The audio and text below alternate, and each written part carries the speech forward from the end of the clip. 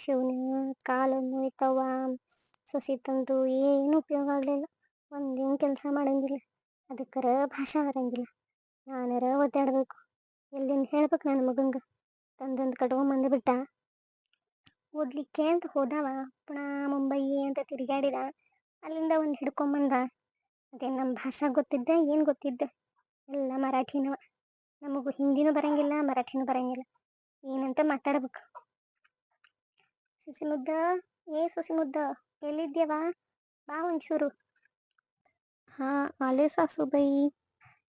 ನೋಡ್ರಿ ಬಂದ್ಲು ಪಾವ್ ಭಾಜಿ ಮಸಡಿ ಹಾಕಿ.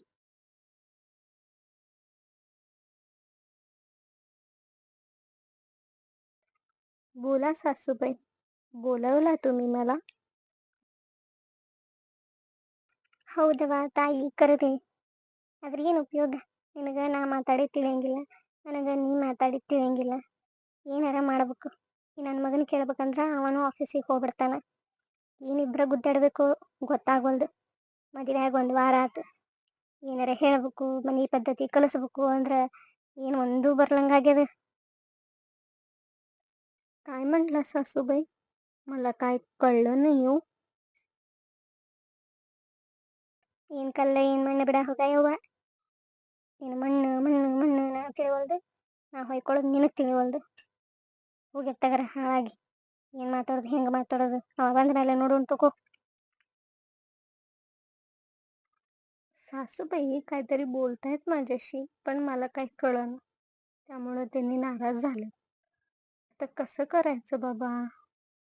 ह्यांनी येऊ दे, ह्यांनाच विचारून मग बोलूया.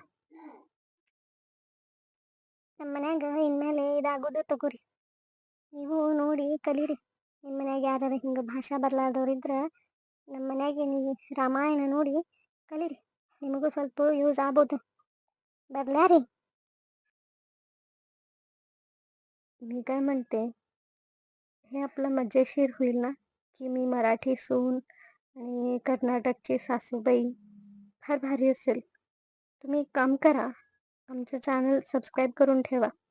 जे काय आमच्या घरात घडते ते बघून तुम्हाला शिकायला होईल. जर तुमच्याकडं कोण असले असेल तर त्यांना पाठवा की.